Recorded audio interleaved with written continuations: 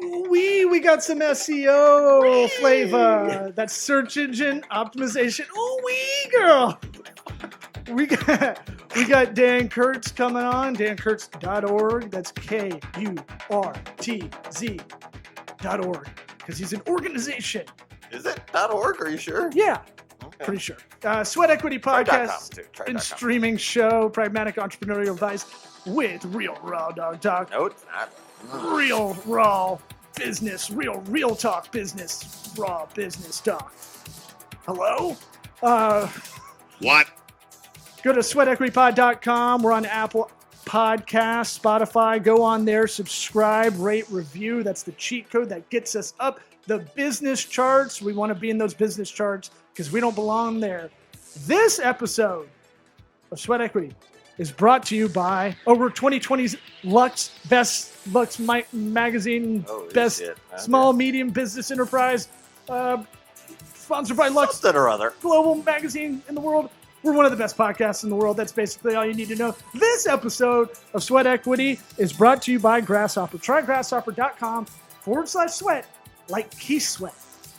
Ooh, baby. Gets you $75 off an annual plan. Grasshopper, a business phone line, entrepreneur's app for a business phone line. Don't have Google Voice because you can't put ads to it eventually. You can't market a Google Voice number. Did you know that? I did, but I've heard this ad 1,000 times. Did you know that? But Google don't like that. They just want you to use Google Voice for free. Get your freak flag on. But if you go to trygrasshopper.com/sweat, you'll get $75 off an annual plan, which is another business phone line. You don't need two cell phones like a drug dealer in the 90s. You can have another app with a business phone line that ports right into your phone line for $75 off an annual plan. That's trygrasshopper.com/sweat. Let's get this party started. Howdy toddy! What about my sweat equity? Sweat equity. Sweat equity. My sweat equity. My sweat equity.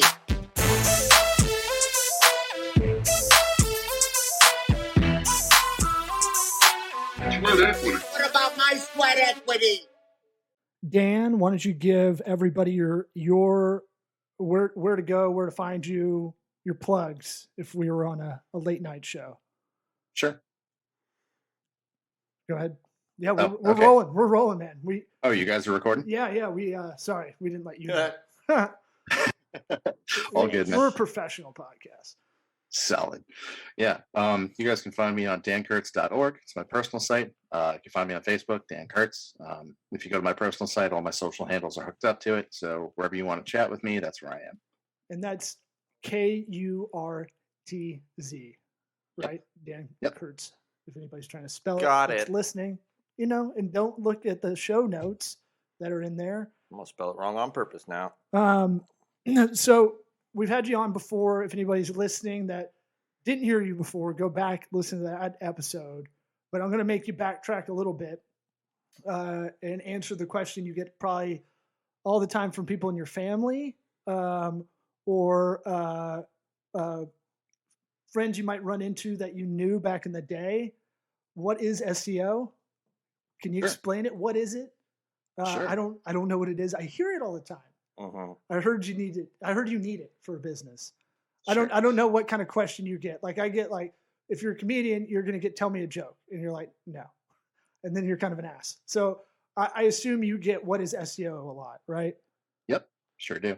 So SEO for the uninitiated is basically telling Google what it wants to know and giving your website more favor than other people in your space. That's really all it is. So when somebody does a search, if your website answers that question, Google puts you up at the top. Yeah. And the incentive, Google wants everybody to be content creators, right? Yep. Mm-hmm. That's kind of how I've been explaining it lately. Like if you have a blog and you meet the certain criteria, say you have 500 words or more, and you're doing that blog for your business, your personal brand, you do that once a week, that's going to be pretty good as far as you're not going to end up on the first page immediately. But if you do it consistently and you do it with the keywords you want to be found for in these blog posts, that's a lot of the game. for a lot of people. That's what I tell them. And in a way, though, there's the part where Google wants to be a good business, and they have, they want it to make sense when you search something for it to pop up and then correctly show the right thing. So, like on their end, they can then sell ads that are, more higher quality, I guess you could say. So like there's that end to it too. Right, Dan? I might be wrong. No, you're right.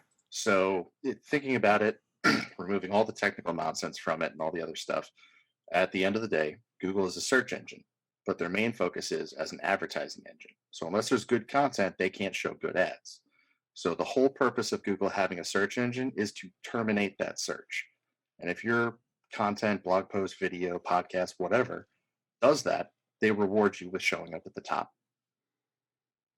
What does terminate the search mean?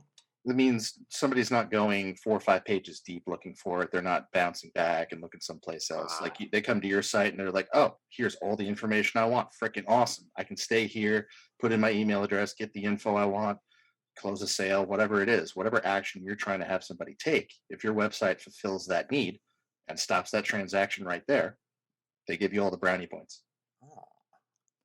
So on the technical side, how do you explain that to dopes like me? Sure. So the easiest way to think of it, and I've been using this analogy a lot, is your website is kind of like a kingdom or like a fortress, thinking like StarCraft, Warcraft, old school games. Like you got to build your foundation, you got to put all your pillars up, and the pillars are your content. But you also got to have your how do I put this? Basically like your disciples or whatever. Like think of it like the conquistadors back in the old day. They have to go out and spread the word of whatever it is you do. So you got to put it on like social, different blogs, podcasts, different types of multimedia to get people to find you where they hang out. So posting to your website is awesome, but there's that extra step of like putting your stuff out there where it's relevant, like going and finding a Reddit on subreddit about what it is you do or whatever, post a link there, say, hey, I just wrote this up. Can you guys give me your opinion on it? And you'll get a bunch of traffic to your site. And traffic eventually equals cash at some point. Either you're generating leads.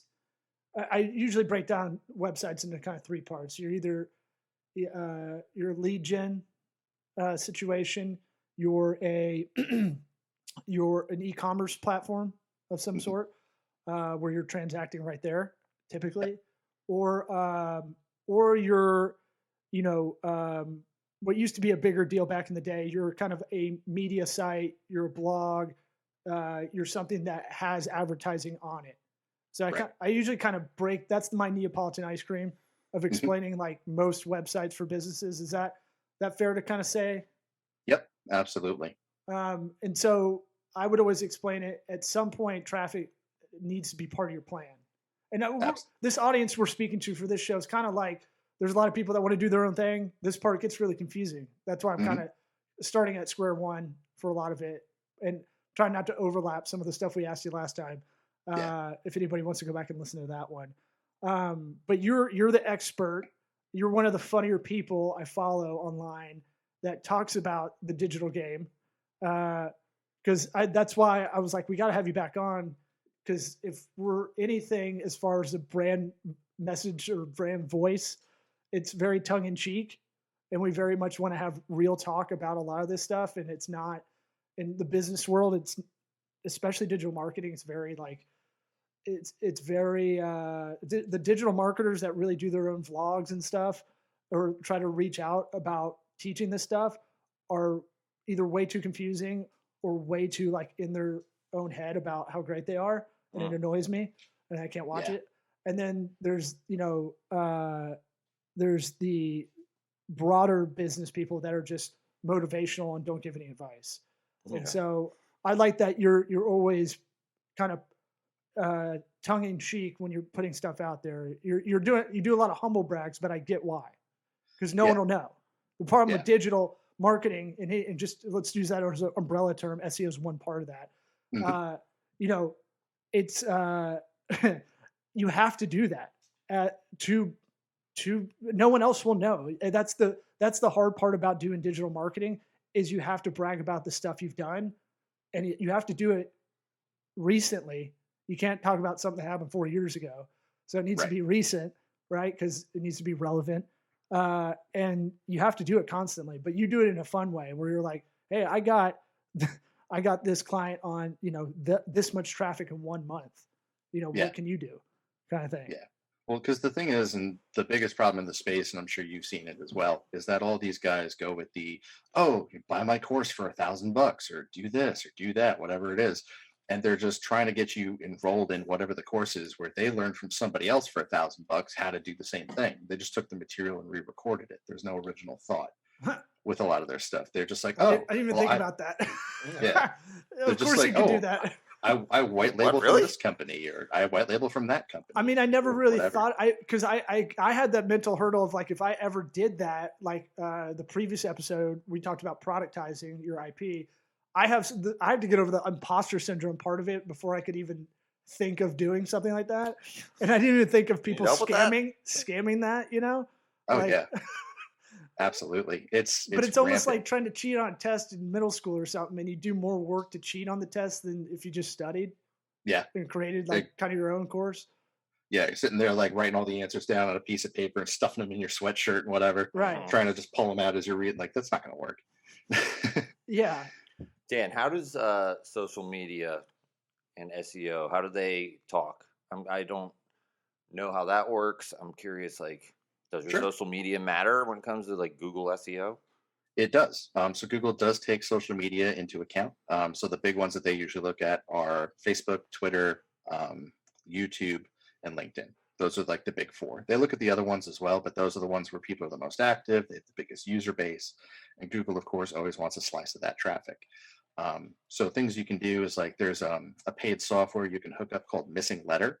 And you hook that up to your website and it'll automatically go to Facebook, Twitter, LinkedIn, and I think Instagram with automated posts for a full year on social media. So your content, so your content posting schedule is taken care of. And then you can just go about interacting how you normally would on Facebook or any of the other platforms and not worry about it. So long as you have a year's worth of content sitting around ready to go. Oh no. So it'll take that one post and then schedule it out for 12 months. So it'll say like, hey, 2 weeks from now, we're going to make another post about it. A month from now, 2 months from now, 4 months from now. So it'll continue to cycle that content for a full year. So as you keep making more content, it'll do a full 1 year campaign for that one post. Oh. Interesting. See, this is the pragmatic stuff we love. Yeah. Send me that link. So does it do it in a different iteration, or is it like if someone was following me diligently, would they see the same post for the whole 12 months kind of thing? Well, it would be cycled in with whatever your regular posts are. So as long as you're active and being you, it'll still pepper those in whenever it thinks it's a good idea. 12 posts in 1 year, all Right. exactly the same. What about Google My Business? I try to tell everybody you might as well be active on there if you have anything that has to do with your business or brand as a post. A lot of people think they need an address to have a brand page. They don't.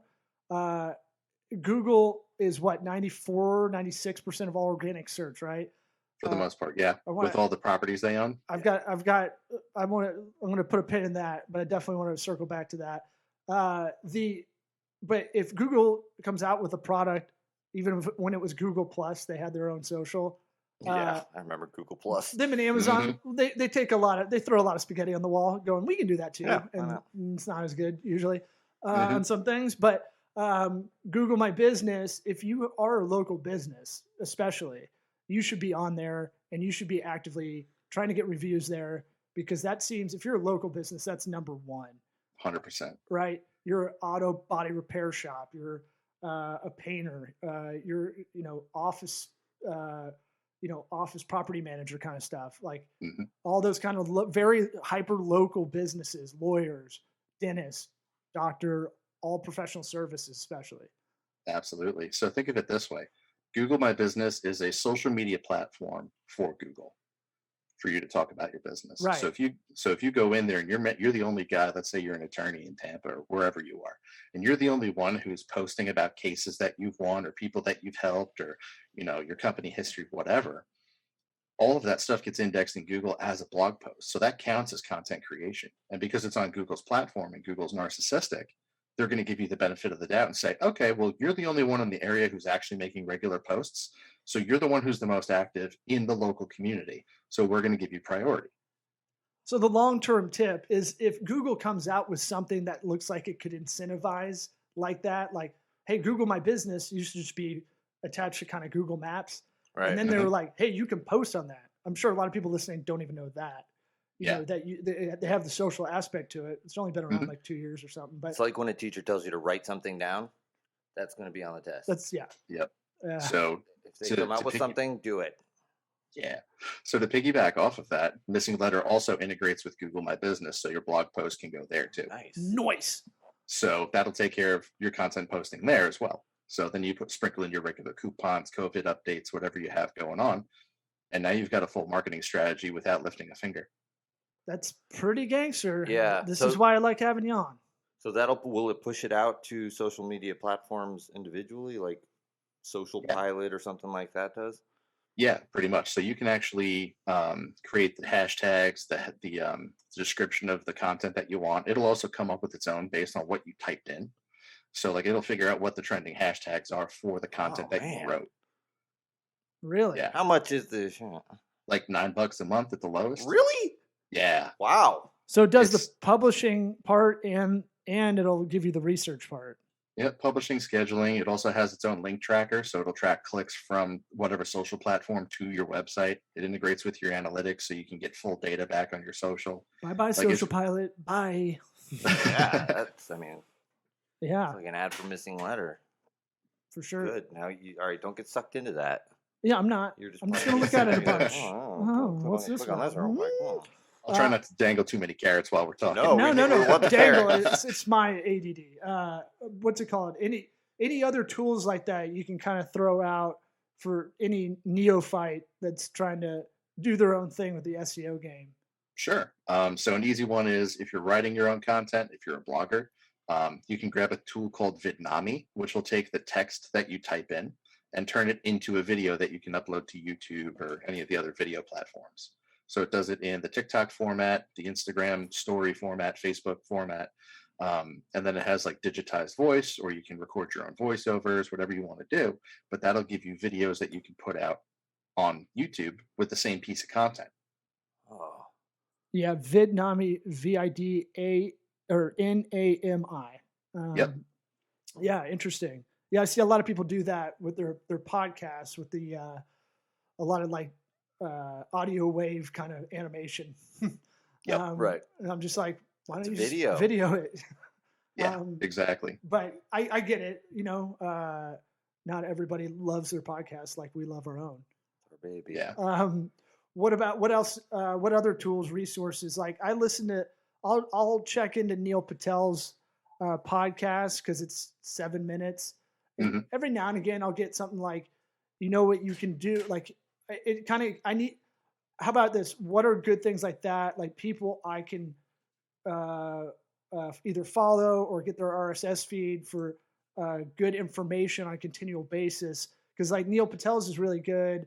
I don't love the podcast as a podcast, but information wise, it's very good. Like he was saying, if you do like a poll on LinkedIn or Facebook, you can eventually use that poll as a blog Evidence post, in as a in research, murder trial. as Yeah. legit research, which gets you up the ranking for that post, Ah. right? Yeah, Something absolutely. like that. Yeah. It's And that's interesting. something to take into account as you start building things up is use your audience to have your audience tell you what they want to listen to or what content they want to consume. Then go make it. Yeah. And that's the easiest way to do it. And then just be like, hey, you guys mind sharing it on social? Now you got a bunch of social media follows on your post. And you didn't do any additional work except ask a question first. Yeah. So you can almost commoditize a poll question that seems silly, right? Yeah. To your audience. Depends on what the Yeah, question and then is, you I turn guess. it into like you can take it and turn it into like top 5 things you need to know about podcasting, whatever it is. And then you just boom, boom, boom, boom, boom, cover the top 5 answers that people gave. Who are like the knowledge like continue to churn out good knowledge like that. Like for Facebook ads, I tell everybody follow John Loomer. He does everything very basically, like square one all the way to advanced. You're doing the 101 stuff for us right now on the show, but Yep. if anybody needs to hire you, it's easy for experts to give out the smaller stuff, the free stuff, because you can execute it. But once you get to the real shit, that's when you need to call Dan. What's you get a little cocaine tease. You know, a little taste. Yeah. Make sure it's not baby laxative in there. Exactly. Get you hooked. Get the kids hooked, like cigarettes. But so, what are some other like resources we could follow or that you enjoy?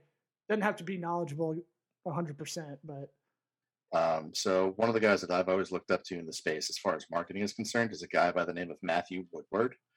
He started his blog back in 2011, 2012 as a case study.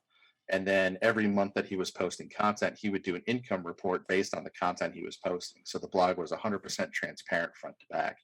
So he would go and write content and say, okay, well, here's the post I did this month. Here's how much revenue it brought me. And can you make money online just blogging? And continued that up until I think 2018, 2019, and then killed the project. But all the resources God, are there. it was the project. Yeah. Killed himself. He got COVID. Yeah, he went out of business. Not so good. Yeah, but he's got a ton of stuff. He's got a YouTube channel full of stuff. He doesn't really do podcasts, but he's got video content. He's got a blog full of stuff. If you type in a software or a program for marketing or SEO, chances are he's got a post about it. But he's got some really unique ways that he does stuff, custom scripts, templates, more the technical side, but it gives you a lot of good value. Any others? I want to. Did you prepare at all? No, I got what some, else? No, I got some stuff. Well, I just want to make sure. I look. This is self-serving too. I want to know. I want to know some of the stuff. It's like 15 minutes before we started. I got it. Law's like, I'm gonna go for a run in the neighborhood. And Yeah, I'm like, what? I'm super sweaty. I had And to clear my He brain. takes off. He's like, I'm gonna come. I gotta think of questions. I got. Like, all right, cool. That's how I pre-pro. I just want to make sure. We like giving Any out else? resources. How many times does that come up? Okay. What else? He may have had another example. I just wanted to be thorough. Sure. So here's my thing. Here's what I wanted to get back to. So Google runs 94, 96%. I always flip that number of organic search. I don't want to get too conspiracy theory-esque, but does that bother you in the sense that they control information, right? They do to an extent. Right. So here's the fun part. Google controls a lot of organic traffic, but think of all the other places online that you could hang out. Whether it's Facebook, there's people that just run Facebook ads. You've got your LinkedIn experts, you got your Instagram experts. And then think back to years and years and years ago, like when Google was just kind of in startup, where'd you go for information? Blogs, bulletin boards, forums, things like that. If you think about it, so like the number one site on the internet right now, as far as like the front page of the internet, is Reddit. And that's a giant forum. That's all Reddit is. It's a forum. Right. People share links and then they comment in threads. That is the largest source of traffic on the internet that you don't have to try an SEO. You could go in there, build up some knowledge, hang out with people, get your karma points up. Karma is like how they have their user score or whatever. You get your knowledge up in there, hang out with people, and then say, yo, I saw this post that this guy did on his website. What's your opinion on it? Now you've got 4,300 people flooding your website because that thread got upvoted to the top. So you can do stuff like that really easily. But in terms of misinformation, disinformation era that we've kind of been in, let's say it's kind of come to the public zeitgeist a bit more, thanks to Big Daddy Donnie T, or former president. Your favorite? Your favorite. I love him. You're always talking about him. He's so cool. Like I just love going to my liberal friends at a table and just going, wasn't Donald Trump pretty awesome? And then just walk away and just be like, God, what an asshole. Just to see how they react to it. It's a good Rorschach test. Yeah. Nobody knows what table you're talking about. What like a brunch table. Like a bunch of friends. Brunch table. Yeah. Ruin somebody's Sunday. Yeah, just to poke the bear. It's fun. Grandpa's not allowed to talk about that. If you're hanging out with me at brunch, I'm gonna bring up. I can't get to small talk. We're gonna go right past that to some medium. Yeah. Maybe have violent talk. Maybe I don't get invited back. I haven't been to brunch in a while. Who knows? Yeah, exactly. They blame COVID on that, but I don't know. I still see them out on Instagram. Brunch ruiner. So it doesn't frighten you as much that one entity. It almost seems like you can if government understood how much control they have on search, I would almost think they would call it a monopoly.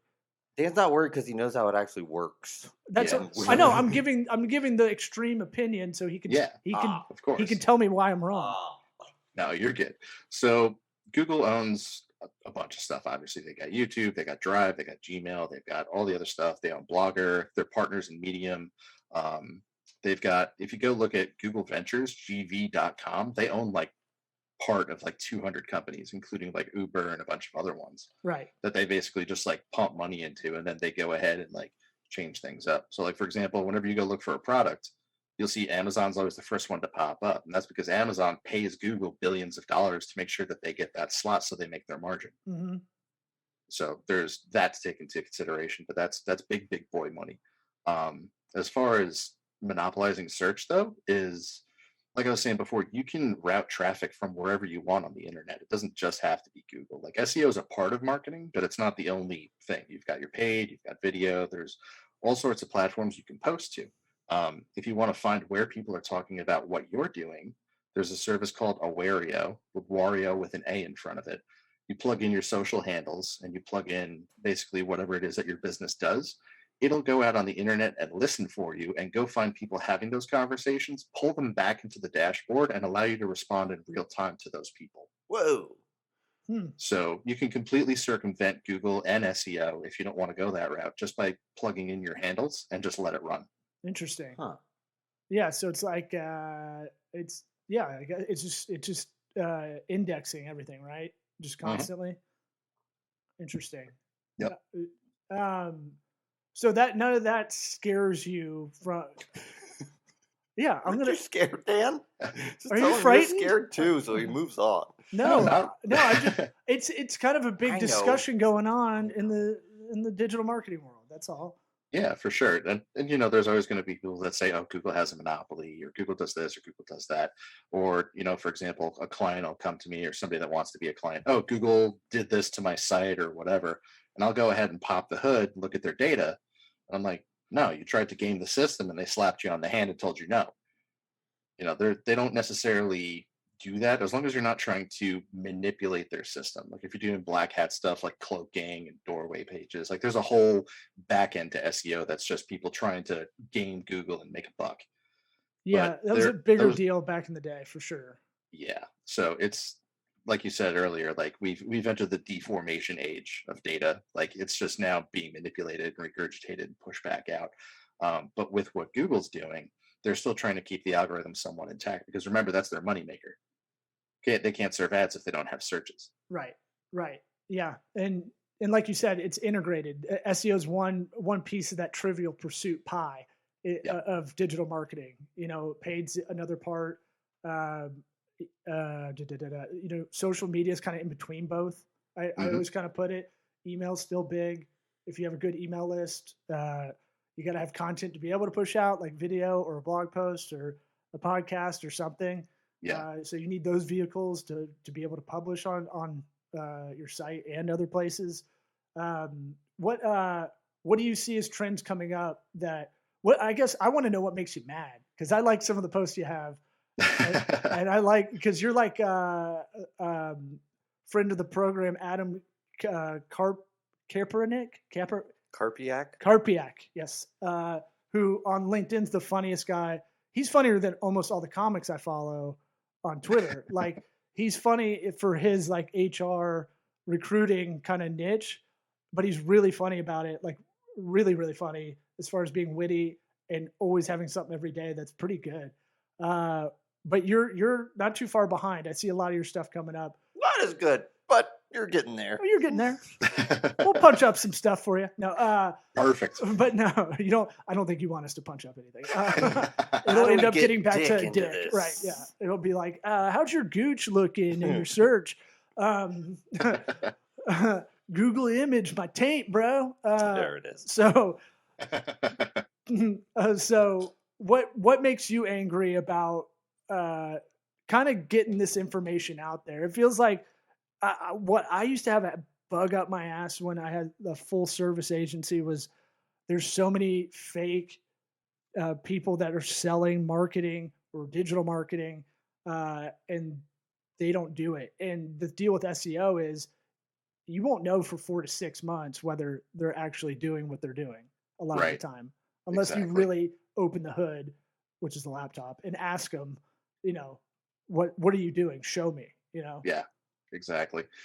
So that's a huge one. Is a lot of the technical stuff that goes into it. So my pet peeves are the people that I go and look at what they're selling. I'm like, oh, go and I'll copy their sales page, type it into Google, and there's 35 other sites that have the exact same sales letter because they bought it from a course. Stuff like that. So they're all selling the same product. They're all using the same back end fulfillment company, whether it's eBrands or some of the other ones. There's a ton out there, and they're just white labeling. They don't do any of the work. They don't have anybody in house that knows what's going on. And basically, it creates a disservice to the client. Like, sure, scaling as a white label is great if you're in a business to be in the business. Like, if you want to start an agency and you want to be successful, sure, start with white label and get your bearings, and then start bringing that team in house.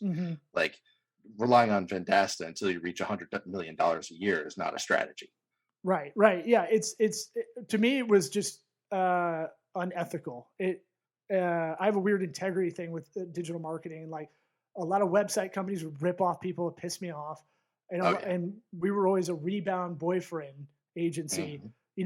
Someone that got churned somewhere else by someone that's good on the business development side. I always called them business development marketers. Like, they're good on that side. I wasn't. But we were doing the work, which would make me mad. And I think that's the same thing that drives you to be a little cutting online. Absolutely. Yeah. It's just, you see so many of these businesses get jilted because somebody went and sold a website for $399 and they got it outsourced and all this other sort of stuff. And they're like, this is great. And I'll go look at the website and just look at speed and performance on it. I'm like, your website takes a minute to load on mobile. Right. Average person on mobile is going to wait about 4 seconds before they back out. If your page isn't loaded with their credit card in hand, you are losing out. Yeah. I used to just go to tools.pingdom.com and just show them in real time and go, look, this is a third party. This isn't even Google. This is legit. And probably sprinkling some kind of Asian joke in there, but what's that? You would probably squeeze in some sort of Asian joke For on Pingdom. Pingdom? Mm-hmm. Heard you do it. Have I? Man, I'm a hack. I know. Past me was a hack. So anything else that's on your mind about this world? If I'm a business owner, small business owner, how do I not get ripped off by an SEO company? So they should be able to provide you metrics. They should be able to clearly define what you're going to receive. Like, for example, some of the stuff that we do with clients, we say, okay, here's what we're going after. Here's what we're going to focus on your website. Here's exactly what you can expect through utilizing our AI technology. This is exactly what it does. It's worked I've been testing it over the past year and a half. We've put up 10 million pages online. We've never had anybody have less than acceptable results, period. It does the work, it does the inputs, and then we let it rip and do what it's supposed to do. And it just does it. So we've had clients jump up. Like right now, I'm working with a real estate client. They're national. They went from having 75 keywords about 6 months ago. We're sitting on 650 right now. We made 2 additional blog posts. I love it. Yeah. You didn't even see your head swag when you did it, but you're like, we got two blog posts, no brother. biggie. Like, you just dunked on someone. I love it. Yeah, it's a matter of knowing how to do the thing the right way. And the problem is everybody's used to this push button. People tend to treat SEO like it's a factory job. Do this, get links, build content, and just do this process, go through the motions, go through the numbers, get the client payment every month, and just tell them, oh, we're waiting, for results to come in. And then 6 months later, they don't have any results and they've already renewed for another 12-month contract because your sales guy pushed them. Right. Yeah, it's disgusting. It's a tech gap. It's a tech educational gap. It's, a lot of people that are owning businesses that are, call it over 50, definitely don't even want to talk about it most of the time. Yeah. And then you explain it to them, and then a lot of them used to be boomerang clients. They come back because they'd be like, we should have gone with y'all over this one that just called us up out of the blue, and we went with them. I'm like, they called you and you went with them? You were on a leads list. You didn't even know it. Well, before we go too long, is there anything else you want to get out there? Because we like to end. We never asked you this the first time around. We'll ask you, what advice would you give your 13-year-old self? But if there's anything before we get to that question, if you got anything to promote, plug before we forget. Not really. Working on building an online marketing community that's going to be filled with actual courses, over the shoulder training of how I do what I do. So taking somebody from zero to building their business up within 12 months, every step of the way, full over the shoulder training, marketing, SEO, paid traffic, how to build the website, how to craft an offer, how to do what they do specifically, working in a one-on-one environment. And then there's going to be other courses for people who like just want to learn ads or just want to learn how to monetize on social, that somebody could go in and grab and just take the course and go run and execute. Where are you going to put that? A Facebook group? No, so it's actually, I'm building a full community from scratch. So it's going to be a website along with a Ooh. mobile app. Put us on the Wow. list. I definitely want to be on that. Yeah, Will do. we'll take the course and talk about it. Give you a bunch of material to spit out there. What- I For mean, sure. we're down to do it for sure. And also one thing nerd out. we've been meaning to do is have more community marketing, which is maybe a whole other episode for you. But Facebook groups are big for marketing to your fan base and growing that. Like Reddit is another that you're talking about. Mhm. Slack. I sat too long trying to figure out what's the best one to really put a lot of energy into. Your and- best one, and your it's- best one's going to be Discord. Really? Interesting. Yeah. The reason why is because you can separate the channels. It's free. It's unlimited users.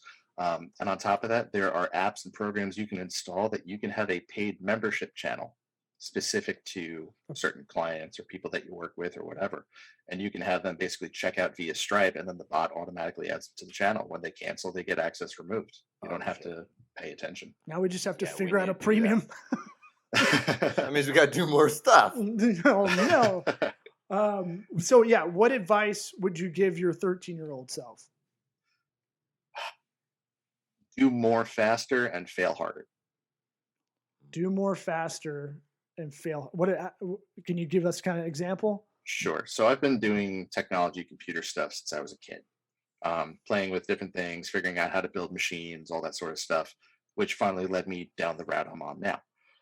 So my advice to me would be keep doing what you're doing, but try and break stuff a lot quicker. It just, you'll get to that point a lot faster. You'll have a lot more, after years of doing SEO and marketing and stuff, the faster you can get to, oh no, I fucked up, is the point where you can go, okay, cool. We found another way to not make a light bulb. Let's try and run it this way. Yeah, I think I would say the general advice, if there's a kind of a motif or a mantra to most people's advice to themselves as guests, it's not getting in their own way a lot of the time by overthinking. Yeah, I'd kind of put that, if we were doing family food, I'd put that in that bucket.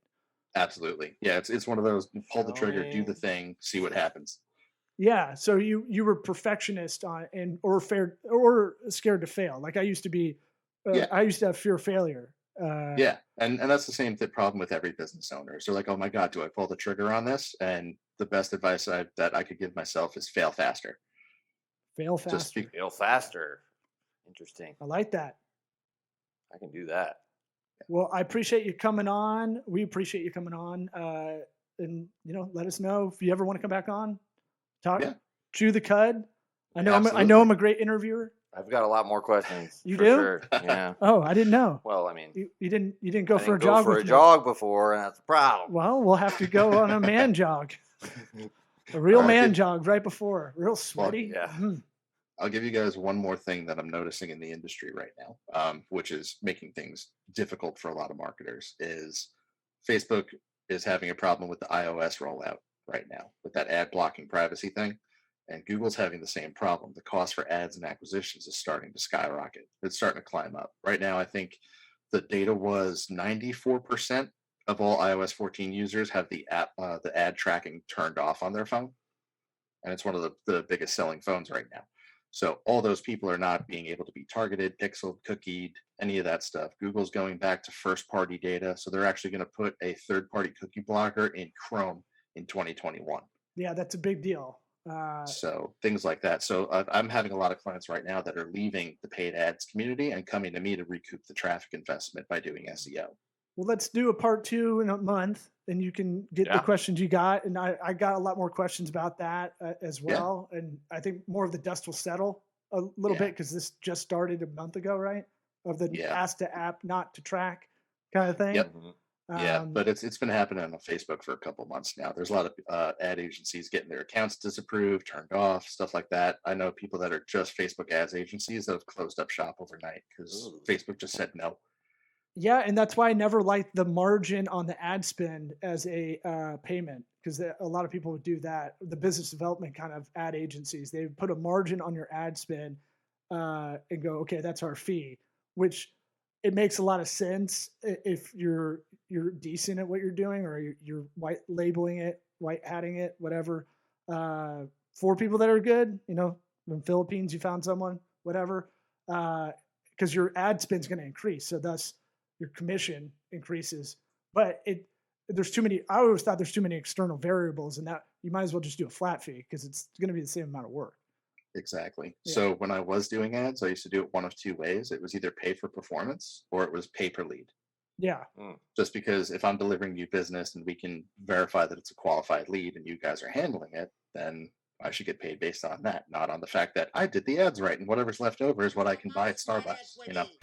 Well, you're one of the good Brave. ones. Yeah. Very brave. Yeah. Put your money where your mouth is. I love it. Exactly. All right, buddy. We'll reschedule you in a month, or schedule you again in a month, and we'll do a part 2. Reschedule works. That's Whatever. what the word means. All Thanks, right. man. All right, You buddy. got it, guys. Have a good one.